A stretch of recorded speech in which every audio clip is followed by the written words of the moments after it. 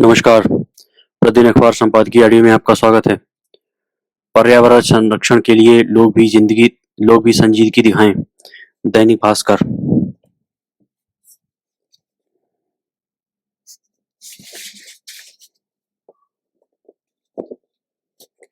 समस्याओं से घिरते बुजुर्ग। दैनिक जागरण।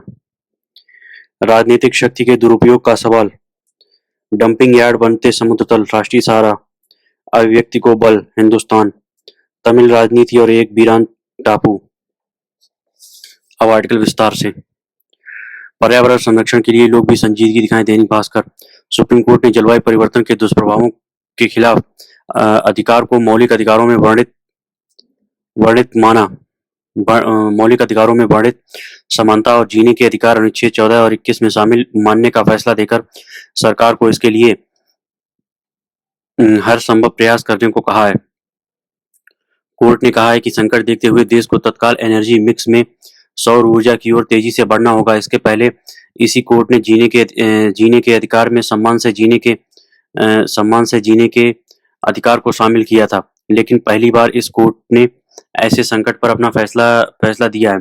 यानी कोर्ट ने राज्य के नीति निर्देशक तत्व के रूप में वर्णित पर्यावरण संरक्षण, जिसमें जंगलों और जीव जंतुओं की रक्षा भी शामिल है, को नागरिकों के मौलिक अधिकार का अंग माना है। लेकिन कोर्ट को यह नहीं बोलना होगा कि जिम्मेदारी सिर्फ राज्य की नहीं, नागरिकों की भी है। नागरिकों को भी ऐसी चेतना को बाध्यकारी बनाना होगा। मोटर चलाकर पानी से कार धोने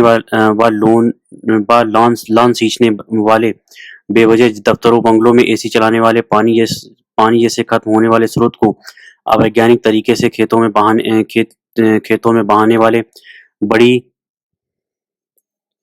बड़ी गाड़ियों के काफिले में चलने वाले भी ये समझें कि प्राकृतिक संसाधनों का संरक्षण उनका संवैधानिक कर्तव्य है।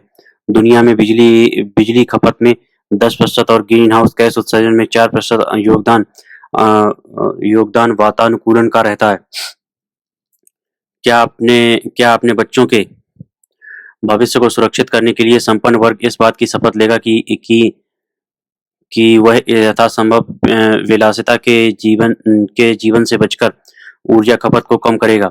एसी के इस्तेमाल से कई प्रदूषक वातावरण में फैलते हैं। सुप्रीम कोर्ट के आदेश को देखते हुए सरकार को प्रदूषण पैदा करने वाले ऐसे कारक जो विलासिता के कारण और गैर जिम्मेदाराना होते हैं, उन पर कार्बन टैक्स लगाना शुरू करना चाहिए। समस्याओं से घिरते बुजुर्ग। दैनिक जागरण। नीति आयोग के एक आकलन के अनुसार वर्ष 2050 तक 60 से अधिक आयु वाली आबादी आज के मुकाबले करीब 9% बढ़कर 19% हो जाएगी।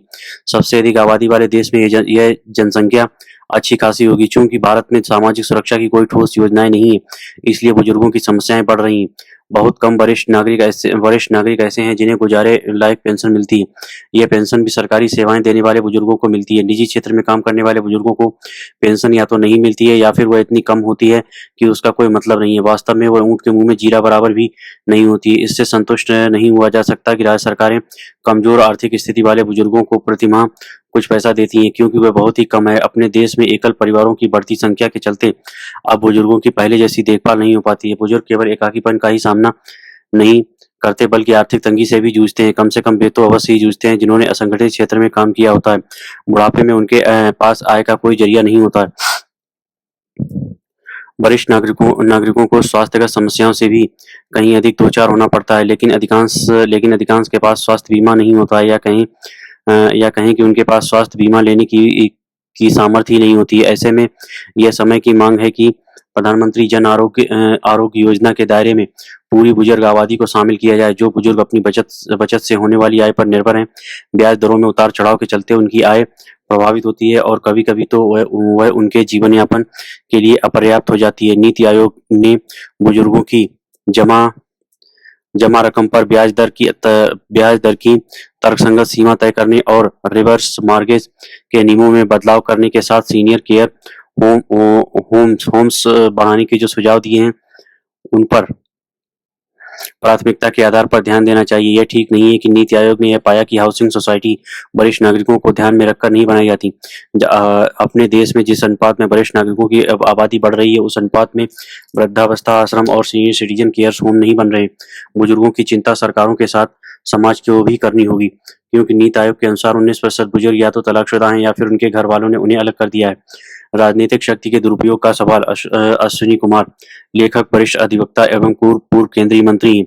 देश में आम चुनाव की प्रक्रिया के दौरान भ्रष्टाचार के आरोप में प्रमुख विपक्षी नेताओं की गिरफ्तारियां भारत के लोकतंत्र को किसी भी प्रकार से गौरवान्वित करने वाली या उसकी प्रतिष्ठा बढ़ाने वाली नहीं है। इन गिरफ्तारियों को लेकर यही आरोप लग रहा है कि सरकारी एजेंसियों द्वारा सत्ता विरोधियों पर राजनीतिक दबाव बनाया जा रहा है। जांच एजेंसियों का रवैया भी पक्षपाती दिखता है। ऐसे समय में संवैधानिक संस्थान उदासीन बने हुए हैं। इतिहास पर दृष्टि डालें तो असीमित राजनीतिक और प्रशासनिक शक्ति का दुरुपयोग एक ऐसी सच्चाई है जिसे हम देश में पहले ही देख चुके हैं। भले ही सरकारें चाहें किसी भी दल की रही हों, इन चिंताओं के बीच यह प्रश्न उठता है कि क्या चुनाव के वक्त नेताओं के खिलाफ एजेंसियों की कार्रवाई पर रोक लगनी चाहिए? अगर रोक लगनी चाहिए तो क्या उसकी अवधि क्या होनी चाहिए, और क्या चुनाव के बीच नेता और आम जनता के बीच भेदभाव रखा जा सकता है? जवाब आएगा नहीं। हालांकि इसका रास्ता ढूंढना ही होगा कि लोकतंत्र की गरिमा को लेकर समाज में कोई संशय पैदा न हो। राजनीतिक शक्ति के दुरुपयोग से जुड़े सवाल केवल केंद्र सरकार के संदर्भ में ही नहीं उठ रहे हैं, बल्कि कई राज्य सरकारें भी सवाल के घेरे में।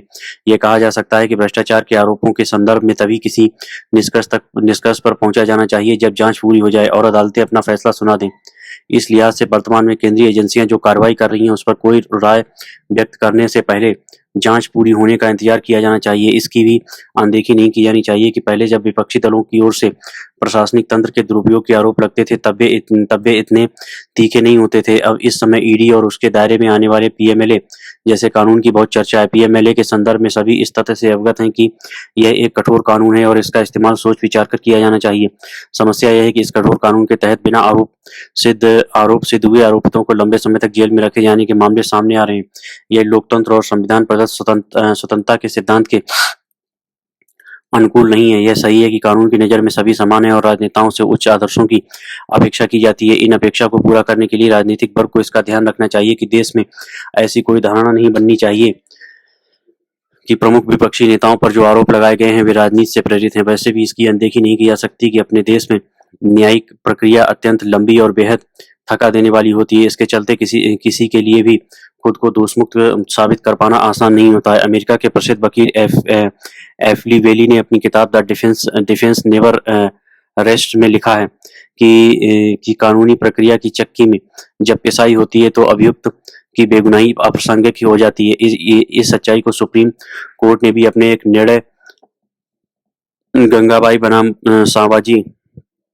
संभाजी 2008 में दोहराते हुए कानूनी प्रक्रिया की भंवर के प्रति सचेत किया है। देश ये अपेक्षा करता है कि पीएमएलए जैसे कठोर कानून के प्रावधानों का पालन संविधान के अनुच्छेद 21 जो प्रत्येक नागरिक की स्वतंत्रता और सम्मान के अधिकार को सम्मानिता देता है की मर्यादाओं के भीतर होना चाहिए। इसलिए भी जरूरी है क्योंकि नेताओं के खिलाफ प्रत्येक मुकदमा कुल मिलाकर मीडिया ट्रायल का रूप ले लेता है और इसी के अनुरूप लोग अपनी धारणा बनाने लगते हैं। राजनीतिक नैतिकता, संवैधानिक मर्यादा, संवेदनशील न्याय प्रक्रिया का राष्ट्रीय गरिमा के साथ अभिन्न संबंध है। इसका तकाजा है कि प्रत्येक व्यक्ति को कानून के मुताबिक सहज न्याय मिले। यही एक आदर्श लोकतंत्र की पहचान भी है। राजनीतिक दलों को यह समझना और स्वीकार करना होगा कि विरोधियों के प्रति अनुचित भाषा और रवैया कभी न मिटने वाली व्यक्तिगत शत्रुता को जन्म देते हैं। इस समय देश में जिस प्रकार का राजनीतिक माहौल बना हुआ है उसके लिए किसी एक दल अथवा व्यक्ति को जिम्मेदार नहीं ठहराया जा सकता। कुछ नेता आज खुद पीड़ित महसूस कर रहे हैं, लेकिन सच्चाई यही है कि उन्होंने भी अतीत में राजनीतिक मर्यादाओं का पालन नहीं किया। वे शायद अतीत की गलतियों से ही सजा भुगत रहे हैं। यह सभी राजनीतिक दलों की जिम्मेदारी है कि राजनीतिक प्रतिस्पर्धा देश में तनाव और बिखराव का कारण न बने। जहां तक राजनीतिक भ्रष्टाचार का प्रश्न है तो इसका स्थायी समाधान व्यापक चुनाव सुधारों में ही निहित है। इन सुधारों के जरिए ही चुनाव प्रक्रिया में धन बल बाहुबल के बढ़ते दुरुपयोग को रोका जा सकता है। सुप्रीम कोर्ट के हाल में आए चुनावी बॉन्ड वाले फैसले को आमतौर पर सराहना जरूर हुई है, मगर इसका एक परिणाम यह भी होगा कि चुनाव में फिर से काले धन का बोलबाला हो सकता है। इससे निपटने के लिए तात्कालिक कदम उठाए जाने की जरूरत है। इसके लिए राजनीतिक दलों को जल्द से जल्द किन्हीं कदमों पर आम राय बनानी होगी। बेहतर हो कि राजनीतिक दल इस मामले में दलगत राजनीति से ऊपर उठकर कार्य करे। राजनीतिक प्रतिशोध वास्तव में मानवीय गरिमा और लोकतांत्रिक आदर्श के लिए घातक है। जिस देश का आत्मा मानवीय सम्मान, संवाद, सौहार्द और स्वतंत्र विचारों द्वारा परिभाषित एवं प्रेरित हो, वहां किसी भी व्यक्ति के समान और स्वतंत्रता पर प्रहार असहनीय होगा। हम इतिहास के इस सबक को भुला नहीं सकते कि जंजीरों के हटने और जख्मों के मिटने के बाद भी उनके निशान रह जाते हैं। डंपिंग यार्ड बनते समुद्र तल। राष्ट्रीय सहारा। 19वीं सदी की शुरुआत तक गहराई में 19वीं सदी की शुरुआत तक गहराई की अधिक विस्तृत वैज्ञानिक समझ ने आकार लेना शुरू नहीं किया था।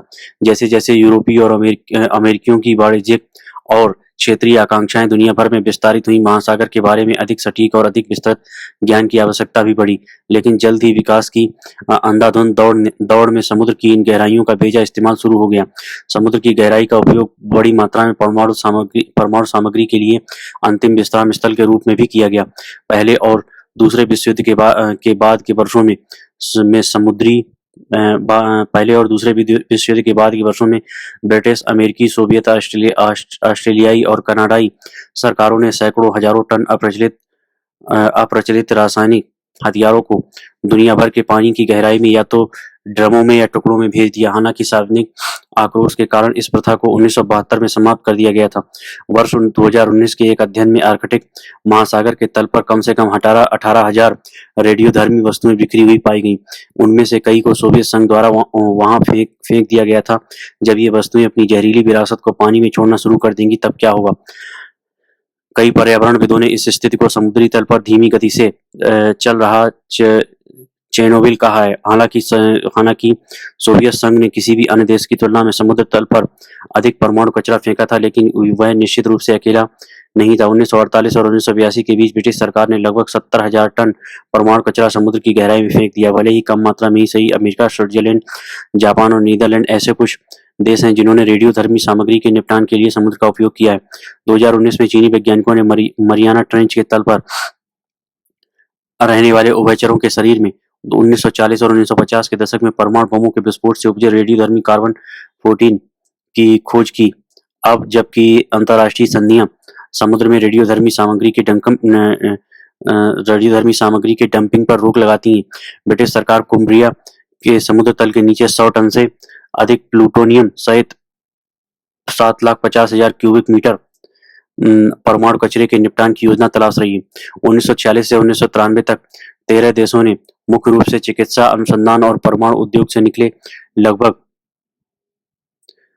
2 लाख टन परमाणु रेडियोधर्मी कचरे को निपटाने के लिए समुद्रों का किसी डंपिंग यार्ड की तरह उपयोग किया। भले ही समुद्र में डंपिंग के मामले में अब तक केवल निम्न स्तर के रेडियोधर्मी कचरे को ही डंप किया गया है, लेकिन समुद्र तल पर फैले सैकड़ों हजारों टन परमाणु कचरे के धीमे तच्छाई की तरह समुद्री जीवों के शरीर लिखी गई मानव उद्योग की जहरीली विरासतें यहाँ दिलाती हैं कि गहराई भूलने की जगह नहीं है, कि जहाँ कुछ भी डाल दो और भूल जाओ। यह मान लेना आसान है कि हमारा ग्रह केवल स्तरीय वातावरण द्वारा परिभाषित है। वास्तव में विपरीत सच है। समुद्र में परमाणु कचरे की डंपिंग लापरवाही और लालच की एक बहुत बड़ी कहानी का सिर्फ एक हिस्सा है। प्लास्टिक और अन्य वस्तुओं के रूप में भी मानव अपशिष्ट गहरे समुद्र में हर जगह है। सबसे अधिक परेशान करने वाली बात समुद्र की गहराई में माइक्रोप्लास्टिक का बढ़ता संचय है। International union for conservation of nature की एक रिपोर्ट के मुताबिक हर साल लगभग 300 मिलियन टन प्लास्टिक का निर्माण होता है। इनमें से लगभग 14 मिलियन टन प्लास्टिक कचरे के रूप में हर साल समंदर में फेंक दिया जाता है। समुद्र में परमाणु कचरे की डंपिंग लापरवाही और लालच की एक बहुत बड़ी कहानी का सिर्फ एक हिस्सा है। प्लास्टिक और अन्य वस्तुओं के रूप में भी मानव अपशिष्ट गहरे समुद्र में हर जगह। खेल बैग, पुतले, समुद्र तट की गेंदें और बच्चों की बोतलें कई हजारों मीटर की गहराई तक समुद्र तल तक फैली हैं। कुछ क्षेत्रों में ऐसी वस्तुएं भी संख्या 300 वर्ग किलोमीटर से भी अधिक है। जब खोजकर्ता विक्टर वेस्कोवो 2019 में मरियाना ट्रेंच के निचले भाग पर पहुंचे तो उन्हें न केवल एम्फीपोड्स की पहले से अज्ञात प्रजातियों का सामना करना पड़ा, बल्कि उन्हें प्लास्टिक बैग और मीठे रैपर भी मिले। सबसे अधिक परेशान करने वाली बात समुद्र की गहराई में माइक्रोप्लास्टिक का बढ़ता संचय है। समुद्र की ऊपरी परतों में माइक्रोप्लास्टिक ने खाद्य श्रृंखला पर आक्रमण किया है। जैसे जैसे कोई शिकार की परतों के माध्यम से ऊपर की ओर बढ़ता है, उच्च और उच्चतर सांद्रता में एकत्रित होता जाता है। व्हेल और पक्षी जैसे जानवर बड़ी मात्रा में माइक्रोप्लास्टिक का उपभोग कर रहे हैं, जिससे कुपोषण हो रहा है और उन जीवों के कई अंगों को नुकसान हो रहा है। विश्व आर्थिक मंच द्वारा उजागर किए गए एक अध्ययन में चेतावनी दी गई है कि समुद्री प्लास्टिक प्रदूषण 2050 तक चौगुना हो सकता है, जबकि माइक्रोप्लास्टिक संभावित रूप से 2100 तक 50 गुना बढ़ सकता है। यह समुद्री जैव विविधता के लिए तो खतरा है ही, कुछ प्रजातियों को लुप्त होने के कगार पर पहुंचा सकता है। अभिव्यक्ति को बल। हिंदुस्तान। यूट्यूबर्स या यूट्यूब पर विचार व्यक्त करने वालों के लिए यह किसी खुशखबरी से कम नहीं है कि सर्वोच्च न्यायालय ने उनके पक्ष को मजबूत किया है। न्यायालय ने यथोचित फैसला लेते हुए तमिलनाडु के मुख्यमंत्री M.K. स्टालिन के खिलाफ कथित अपमानजनक टिप्पणी से जुड़े एक मामले में यूट्यूबर ए दुराई मुरुगन सत्ताई को दी गई जमानत बहाल कर दी। न्यायमूर्ति अभय एस ओका और न्यायमूर्ति उज्जवल भुइयां की पीठ ने मुरुगन की जमानत रद्द करने के आदेश को निरस्त कर दिया है। साथ ही यह भी स्पष्ट कर दिया है कि मुरुगन ने स्वतंत्रता का दुरुपयोग नहीं किया है। सुनवाई के दौरान सबसे खास टिप्पणी न्यायमूर्ति ओका ने की कि अगर चुनाव से पहले हम यूट्यूब पर आरोप लगाने वाले सभी लोगों को सलाखों के पीछे डालना शुरू कर देंगे तो कल्पना कीजिए कितने लोगों को जेल होगी। वाकई आज के समय में सरकार या राजनेताओं के विरुद्ध बोलने या सवाल उठाने वालों की संख्या कम नहीं है और अनेक यूट्यूब चैनल पर लोग सीधे आरोप लगा देते हैं। कुछ लोग तो दोषी होने का फैसला भी सुना देते हैं। वैसे क्या लोकतंत्र में आलोचकों का मुंह बंद नहीं किया जा सकता? क्या कोई सरकार यूट्यूब पर प्रतिबंध लगाकर कुख्याति मोड़ लेना चाहेगी? आज देश में जितने भी स्मार्टफोन हैं सभी में यूट्यूब ऐप अनिवार्य रूप से रहता ही है। शायद ही कोई ऐसा स्मार्टफोन धारक होगा जो यूट्यूब न देखता होगा। यह बात भी बार बार सामने आई है कि यूट्यूब ने लोगों को अभिव्यक्ति की आज़ादी का अवसर ही नहीं दिया है बल्कि उसका विस्तार भी किया है। वीडियो बनाने और उसे लोगों तक पहुंचाने की इस आज़ादी के नकारात्मक पहलू खूब है, किंतु सकारात्मक पहलुओं की ही ज्यादा चर्चा होनी चाहिए। लोकतंत्र में बहुत हद तक अभिव्यक्ति की आजादी लोगों के विवेक पर ही निर्भर है। इस मामले में भी न्यायालय ने यही माना है कि मुरुगन ने विरोध प्रदर्शन और अपने विचार व्यक्त करके अपनी स्वतंत्रता का दुरुपयोग नहीं किया है। कोई शक नहीं है कि अदालत ने यथोचित उदारता का परिचय दिया है। स्मार्टफोन और सोशल मीडिया के दौर में लोगों को भी ज्यादा उदार बनने की जरूरत है। किसी वीडियो की शिकायत करते हुए सावधानी बरतना जरूरी है। इस मामले में शिकायतकर्ता द्रमुक का सदस्य है और उसने रावण नामक यूट्यूब चैनल पर याचिकाकर्ता का भाषण सुना जिसमें मुख्यमंत्री स्टालिन का मजाक उड़ाया गया था। शिकायतकर्ता को यह बुरा लगा कि और पुलिस ने उसकी शिकायत के आधार पर मामला दर्ज करके अक्टूबर 2021 में मुरुगन को गिरफ्तार कर लिया। हालांकि इस मामले का त्रासद पक्ष यह है कि यह विवाद निचले स्तर पर ही सुलझाया जा सकता था, लेकिन यह सर्वोच्च न्यायालय तक पहुंच गया। न्याय तक पहुंचने में काफी समय लग गया। गौर कीजिए, नवंबर 2021 में मद्रास हाईकोर्ट ने मुरुगन को जमानत दे दी थी, पर बाद में उच्च न्यायालय की एक खंडपीठ ने जमानत रद्द कर दी थी। इसके बाद 2022 में सर्वोच्च न्यायालय ने मुरुगन को अंतिम जमानत दी और तब से वह जमानत पर बाहर है। अब जाकर उन्हें राहत की सांस मिलेगी। सूचना प्रौद्योगिकी के नए दौर में यह एक ऐसा आदर्श मामला है जिससे हम काफी कुछ सीख सकते हैं। आज निंदा में शालीनता व संतुलन का होना जितना जरूरी है उससे कहीं ज्यादा जरूरी है शिकायत से पहले निंदा पर समझदारी से सोचना। तमिल राजनीति और एक वीरान टापू। एस श्रीनिवासन, वरिष्ठ पत्रकार।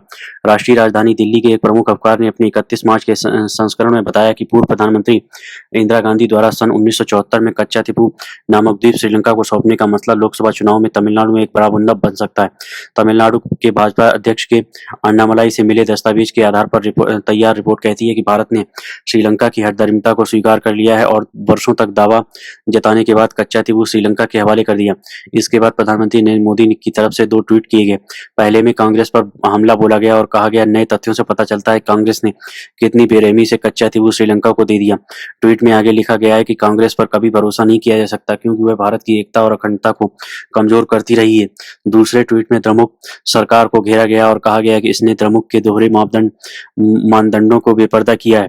रिपोर्ट में कहा गया कि तत्कालीन मुख्यमंत्री एम करुणानिधि को भारत सरकार के इस फैसले की पूरी जानकारी थी।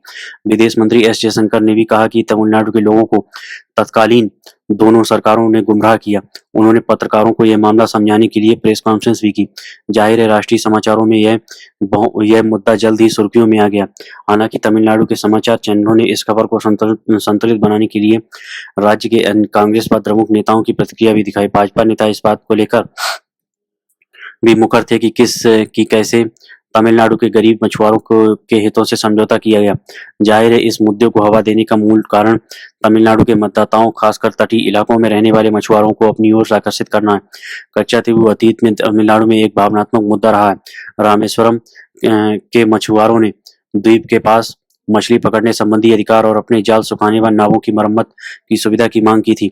यह मुद्दा 1980 से 1990 के दशक में सूबाई राजनीति में अक्सर उठता रहा, जिसमें द्रमुक और अन्ना द्रमुक एक दूसरे पर मछुआरों के अधिकारों को खत्म करने का आरोप लगाते रहे। पूर्व मुख्यमंत्री जयललिता ने केंद्र को पत्र लिखकर कहा भी था कि इस द्वीप को श्रीलंका से वापस ले लिया जाना चाहिए, मगर बीते एक दशक से अधिक वक्त से यह कोई मुद्दा नहीं रहा था, क्योंकि मछुआरों के पास अब बेहतर संचार सुविधा और उन्नत नावें आ गई थी। वे अब कच्चातीबू के आसपास नहीं जाते जहां उनके मछली पकड़ने पर प्रतिबंध है। इसके बजाय वे अब गहरे पानी में चले जाते हैं, यहाँ तक कि श्रीलंकाई तटों के करीब भी पहुंच जाते हैं और वहां के सुरक्षा बलों की नाराजगी मोल लेते हैं। दुर्भाग्यवश मछुआरों की गिरफ्तारी, भारतीय नौकाओं की जब्ती और भारतीय मछुआरों पर गोलीबारी की नौबत आ जाती है, जिनसे दोनों पड़ोसी देशों में तनाव भी पैदा होता है। अजीब बात है, तमिलनाडु में मछुआरों का मुद्दा और श्रीलंकाई तमिलों के कत्लेआम भावनात्मक मुद्दे रहे हैं, लेकिन कभी भी राज्य या राष्ट्रीय चुनाव पर कोई असर नहीं पड़ा। फिर भी यह मुद्दा अनवरत राजनीतिक विमर्श में बना रहा है।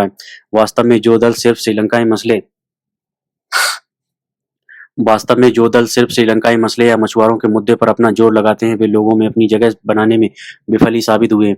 यही कारण है कि तमिलनाडु का एक बड़ा तबका हैरान है कि भाजपा ने आखिर इस मुद्दे को अभी क्यों उठाया, क्योंकि इसका मकसद कांग्रेस और उसके क्षेत्रीय सहयोगी द्रमुक को घेरने के अलावा दूसरा कारण नहीं दिखता।